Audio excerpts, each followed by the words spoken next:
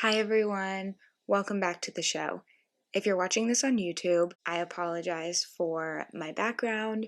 One of our records fell and I'm trying to figure out a way to put it back up, but that is not why we're here today. Grab your coffee and get ready because today I'll be telling you about an upcoming artist who was taken too soon due to impulsive decision making. And I chose this case to tell this week because there's a lot of news surrounding Gabby Petito and the mystery of what happened to her. And a lot of that news is coming from the internet, which has similarities to what happened to Christina Grimmie. And because Christina was still on the rise, her case did not get nearly the attention that Gabby's is getting, though they both deserve the same. So at the end of this episode, I'm going to give you some updates on Gabby's case. But right now, let's take to the notes because today we're talking about Christina Victoria Grimmie. She was a singer, songwriter, and YouTuber born in New Jersey in 1994, and just like me, she was a Pisces. Her mother was a receptionist and her father worked for Verizon. Her father was actually the one who recognized her talents first when she was just 6 years old. She'd go on to learn piano as well as sing. And just like many who grew up in the 90s, the internet was a huge part of Christina's life. She actually was one of the first YouTube pioneers, and she got her start by covering songs that she really liked and posting them on YouTube in 2009. Social media helped Christina's career and plays a huge role in her success and getting news out after she passed away. At the height of her YouTube channel, she had 4 million subscribers, which is a lot for the time. I mean, it's a lot for today. In 2010, her cover of Nelly's Just a Dream received more than 190 million views. And in 2011, she placed second in the My YouTube competition, right behind Selena Gomez. So that should say something. Actually, Selena's mother reached out and wanted to manage Christina. So she and her husband did. Christina was obviously in close contact with the Gomez family and was able to perform backup for Selena and The Scene, who remembers them, for Digitour in 2011. From this point on, she was kind of mentored by Selena and her parents. She was able to open for Selena, All Star Weekend, and the Jonas Brothers, all of which were massive bands at the time, especially for a younger audience, aka the ones who were on platforms like YouTube. So with this, she got some concert experience and decided to release an EP called To Find Me in 2011. And this EP would go on to hit number 25 on the Billboard 200 charts and 32 on iTunes. It would also go on to get her booked on the Ellen DeGeneres show, where she performed for a live studio audience. Her performance on Ellen's got her a gig with Tayo Cruz at the American Music Awards in 2011. So as you can see, this was a massive year for Christina.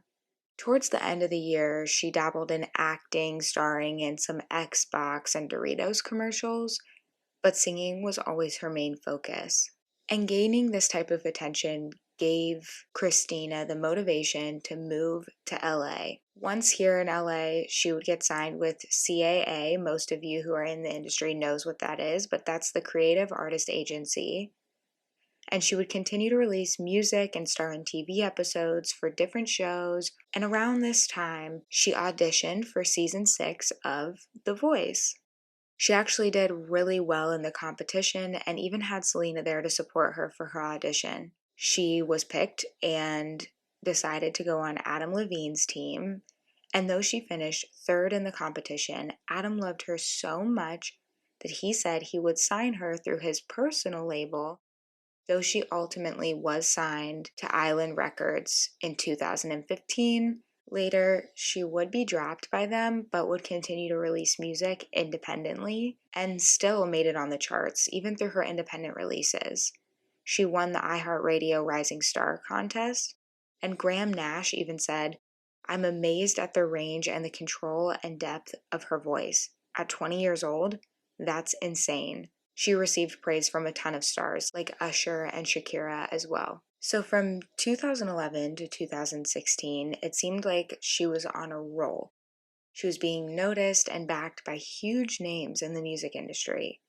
She impressed almost everyone she came into contact with, and she was taking every single opportunity she could to get her name out there. So in 2016, she was booking shows at different places all across the US. One of these concerts took place at the Plaza Live Theater in Orlando, Florida on June 10th. Earlier that day, she had used her social media following and her different platforms to ask her followers to get the word out about this concert and asking them to please attend. The concert went as planned. She performed her songs and finished around 10 p.m. She then went on to sign autographs, and this was a pretty normal routine for Christina. But this concert would not be like her others. As she was signing autographs with fans, she was approached by 27-year-old Kevin James Loebel, I believe is how you say his last name. He seemed like a fan, so she opened her arms up to give him a hug, and he used this opportunity to shoot her in the head. Most of the other fans that were in the room fled the scene right when they heard or saw the gunshot. Police say that there were about 100 other people around. Her brother, who was also in the room, did the exact opposite of the fans, and he tackled Kevin and cornered him in the room. Kevin began to understand that he couldn't escape before the police came, and then he shot himself, taking his own life. When the police arrived to the scene, they knew that Christina was in critical condition, so they rushed her to Orlando Regional Medical Center, where she was treated for 1 gunshot wound to the head and 2 to the chest. Unfortunately, she was declared dead at 11 p.m., less than 1 hour after her concert finished. The death was obviously declared a homicide, and the police looked into Kevin a little bit more. They determined that he had brought 2 handguns with him, which he purchased legally, with 2 full magazines as well as a hunting knife. He also traveled over 100 miles to be at this concert venue. It was clear that this was very premeditated, and it was so unfortunate that this was the one time that there was no security at the concert venue to check concertgoers as they came in. But it's also important to note that Kevin didn't seem like a usual suspect. He had no previous arrest records, no history of mental illness, and didn't actually know Christina personally. Though the police didn't offer much of a motive, it seems pretty clear.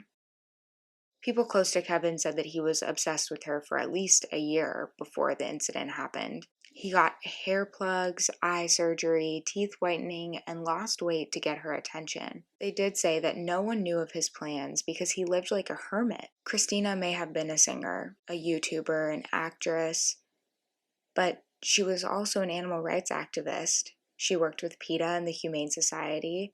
She was an anime fan and a Twitch streamer. Much like Gabby Petito, Christina was trying to make a name for herself through the internet. And like Gabby, many took to social media to respond to what happened to Christina. They shared theories, condolences, and stories of their time together. The Voice, all of its coaches, and Selena Gomez were just a few who gave public statements. Selena even canceled an upcoming show out of fear and grief. She then checked into a rehab center. Others dedicated performances to Christina, like Justin Bieber, Sabrina Carpenter, Demi Lovato, Maroon 5, 21 Pilots, and Charlie Puth. Kevin's family actually left her family a handwritten note apologizing for their son's actions. Even the CEO of YouTube released a statement of grief. There was an outpour of YouTube videos made out to what happened and in dedication to Christina. A GoFundMe was created to help her family cover funeral costs with a goal of $4,000. In just 2 days, they raised over $170,000 due to shares on social media. But in the end, Adam Levine offered to pay all of the expenses himself. Christina's death sparked a conversation about gun control, mental health, and increased security at venues. It also is so important to note that the next night in the same city, the Pulse nightclub shooting happened where 49 were killed. Those 2 venues are only 4 miles apart, and though they were unrelated, they had no connection, they impacted Billboard enough to publish an open letter to Congress pleading with them to stop gun violence. And this letter was signed by many people, including Cher, Jennifer Lopez, Lady Gaga, Britney Spears, Paul McCartney, Ringo Starr, and executives Daniel Glass and Russell Simmons. Christina's family also started the Christina Grimmie Foundation, which holds events to raise awareness on gun violence and has helped raise over $150,000. And if you're interested in the YouTube compilations that pay tribute to her, you can find a link in my show notes. One of the main similarities between Christina's case and Gabby's case is the use of social media. Gabby Petito was an aspiring blogger who left it all behind to travel the US in a van with her boyfriend, Brian Laundrie. Her plan was to document the journey. Though Gabby was not famous like Christina was yet, her case picked up just as much traction thanks to TikTokers who used the platform to share theories and information. Here's a timeline of what's going on with Gabby's case for those who have not been following. Just a few months ago in June, Gabby and Brian started their journey across the country in a van. They wanted to stop at all the national parks and seemed excited about the trip. It's important to note that she maintained contact with her family very regularly. She posted only one YouTube video before they had their encounter with the police. You can find that YouTube video and the police camera footage in my show notes. So, the couple was pulled over on August 12th when an officer saw their van swerving and then hit a curb. He pulled them over and speaks to them individually. They both admit that they had an altercation and had gotten physical, but both claimed that they were engaged and in love. From the police footage, it almost seems that they both agreed that Gabby was very emotional, claiming that she had some issues with her OCD that day. So they were separated for the night, but had their phones with them. It later came out that earlier in the day, a passerby had called the police to report a domestic dispute. The caller provided the police with a description of the van and its plate number.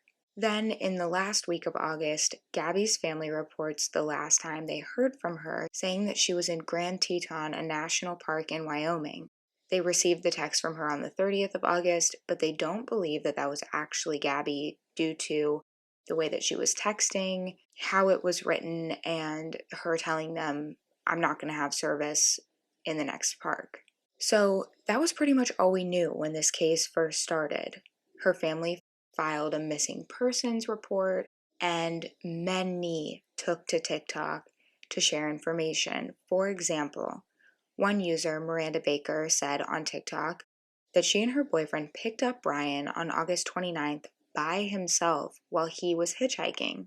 He said that he was camping alone for many days and that Gabby was working on social media posts from their van. When Miranda told Brian that they were going to the same place that he had asked to be dropped off, he got very upset and told them to stop the car. Then he got out near Jackson Dam. So on September 1st, Brian returned home to his parents' house alone, though they were both living with his parents before they left. He also returned with the van they were using to travel, but no Gabby. Her parents reached out to him and his family to try to find out where they last saw Gabby, but no one would speak. Even when the police showed up, they turned to their lawyers saying, "We have a right to not speak." So on September 16th, Gabby's family released a statement to the Laundrie family saying, quote, "Please, if you or your family have any decency left, please tell us where Gabby is located. Tell us if we're looking in the right place. All we want is for Gabby to come home. Please help us make that happen. We haven't been able to sleep or eat. Our lives are falling apart." Unquote. And literally the next day, Brian's attorney released a statement saying the whereabouts of Brian Laundrie are currently unknown. The FBI is currently at the Laundrie residence, removing property to assist in locating Brian. As of now, the FBI are looking for both Gabby and Brian. Suddenly, this became a two missing persons case. And if you look at the police footage of when the FBI came to do a raid of the house and find anything that could be helpful, the craziest part is that there are literally people standing outside of the home taking photos, almost like paparazzi. And that's because of the social media hype. On the 18th, they began their search for Gabby in Grand Teton, and the following day, the 19th, human remains were found that were consistent with Gabby's description. On the 20th of September, Brian's parents were questioned by police, as they had not wanted to speak on the case, and now their son, who was staying with them, is missing. The following day, the results of the remains came back positive as a match for Gabby. As of today, we're still waiting on autopsy results, we're still looking for Brian, and still trying to piece together why this happened. In 2016, the community took to YouTube to mourn the loss of Christina and pay tribute to her. It was more about keeping her memory alive than figuring out what happened or by whom. But in the case of Gabby Petito, the community is coming together to share potential evidence. From travelers to police officers to pathologists, everyone is coming online to share their experiences, to educate the masses, and to help to prevent this from ever happening again. Today and every day, we remember Christina Grimmie, Gabby Petito, and the 49 who lost their life in the Pulse nightclub shooting. That's it for this episode. If you have thoughts on this week's episode or have a specific case you want me to cover, DM me on Instagram at MeganTheMorningPodcast, and I'll be back soon with another Hollywood true crime episode.